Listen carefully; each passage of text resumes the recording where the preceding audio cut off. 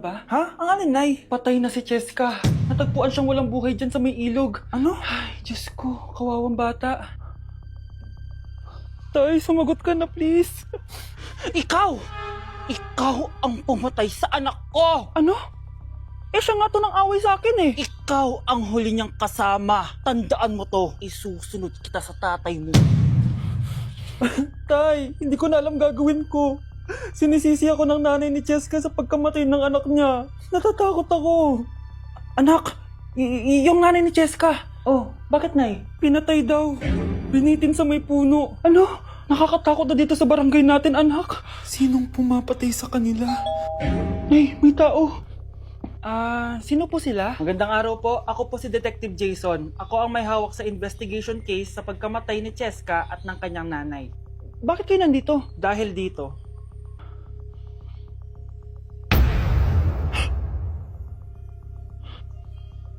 Nay, ikaw pumatay sa kanila? Oo, anak. Narinig ko lahat ng mga sumbong mo sa tatay mo. Cellphone ni tatay. Pinangako ko sa tatay mo bago siya mamatay na poprotektahan kita. Kahit makapatay man ako ng tao. Sumama ka sa akin, ma'am, para ma-interview ka namin. Tandaan mo to, anak. Kahit nasa kulungan ako, poprotektahan kita. Tumawag ka lang. Okay, class, the nomination for Muse is now open. Ma'am, I nominate myself. Subukan niyo mag-nominate ng iba. Pa-main character talaga siya, oh. Ma'am, I nominate Scarlett.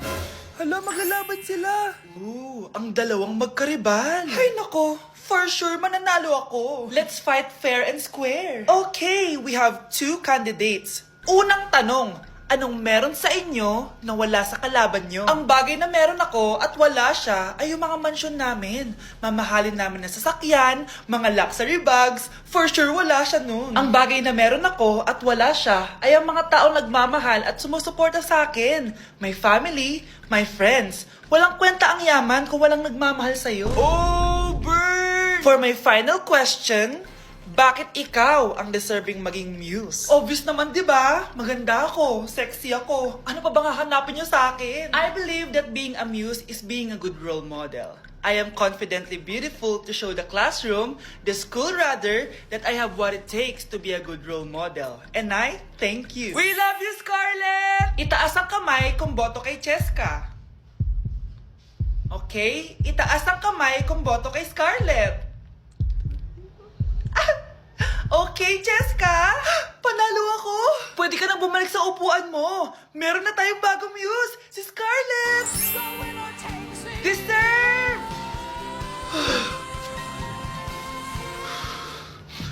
Hello?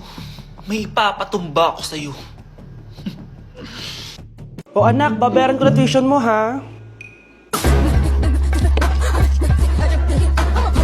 Ano yan, anak? Nagmumukbang ka? Hindi. Coping mechanism ko to para hindi ko muna siya maisip. Alam mo, Nay, baka kailangan ko lang talaga umalis ng bahay. Tsaka, may kukunin ako. Ang gastos talaga kapag bagong break, no? Oh, ano na naman yung kukunin mo? Kukuha ako ng BDO Pay card kasi balita ko, it works like an ATM card but with no initial deposit and no maintaining balance. Totoo ba, anak? Yes, Nay. You can use it to pay in stores tapos you get to enjoy mga deals and rewards if you link your BDO Basic account to your BDO Pay. Eh, paano naman kumuha yan, anak? Madali lang, Nay. Just sign up for a BDO Basic account and once approved, pwede ka na pumunta sa nearest branch to get your BDO Pay card. And if meron ka namang existing BDO Cash card, you can swap it to BDO Pay card for free. Sige, anak! Uy, may tao ata! Scarlett, hindi ko pala kayang mawala ka sa buhay ko. Sorry na. Sige na nga. Guys, naiiyak ako ngayon. Sobrang lala na nangyari sa akin. Imagine, 8 AM yung flight namin mamaya ni Honey Bunch. Nandito pa kami sa Korea. Tapos, ang nangyari, oh my gosh, grabe. Sobrang nakaka-stress. Bumili kasi kami dito sa cosmetic shop na tier-tier. Tapos, edi may mga tax refund siya. Edi binigay ko yung mga passport namin, ganyan. Yung kay Honey Bunch na balik.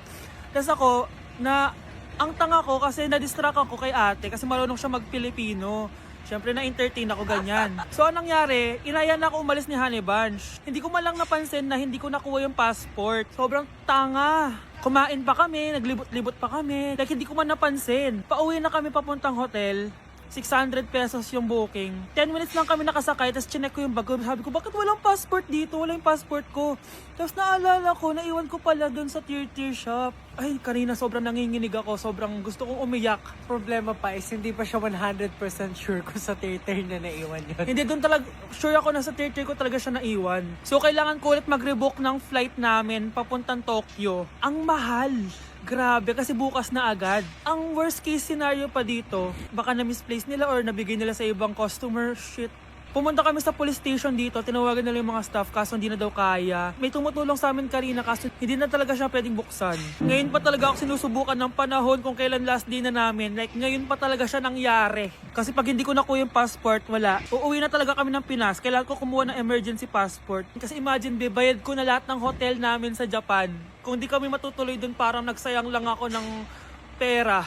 Guys, update ko kayo mamaya kung makukuha ko yung passport ko or kung matutuloy pa yung Japan trip namin. Class, may joke ako. Anong hayop ang hindi marunong magtago? Ano po, ma'am? Eh di, elepante, kasi di ba malaki siya?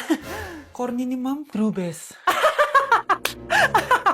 Nakakatawa ka talaga, ma'am. Oh, +1 si Samantha, kasi siya lang yung tumawa. Thank you, ma'am. Lo, pwede pala yun? Ma'am, eto po, para sa inyo po to. Hala, ang ganda naman nito.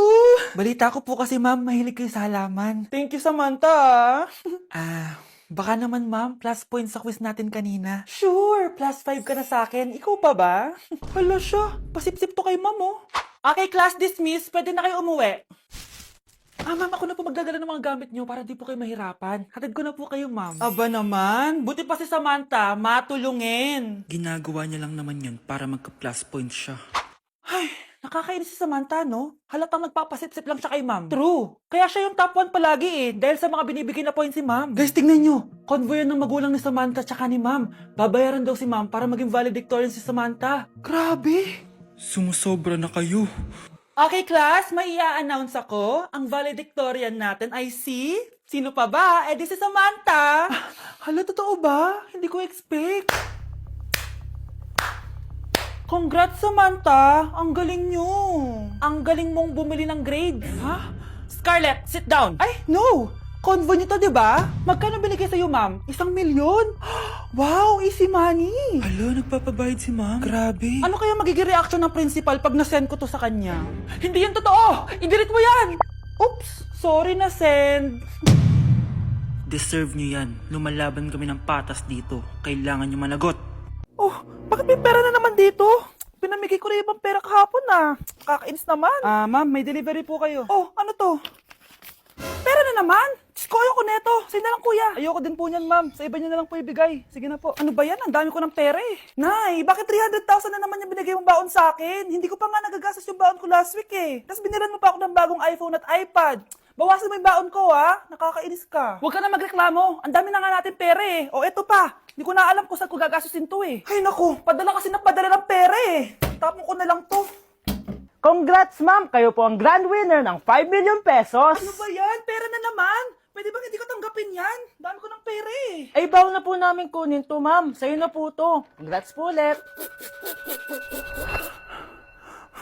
Ba't pa ako nagising? Sana ganun na lang yung problema ko. Anak, umaga na oh. Gising ka pa din? Oo, Nay. Bukas na kasi yung thesis defense namin. Kailangan ko reviewin yung mga papel namin eh. Hay naku, baka magkasakit ka na niyan ha. Bahala na, Nay. Last naman na to. Sana makapasa na kami. Good luck anak ha, galingan nyo. Nay, na-defend namin yung thesis namin! Wow, congrats anak! Ibig sabihin, Oo, Nay. Gagraduate na ako.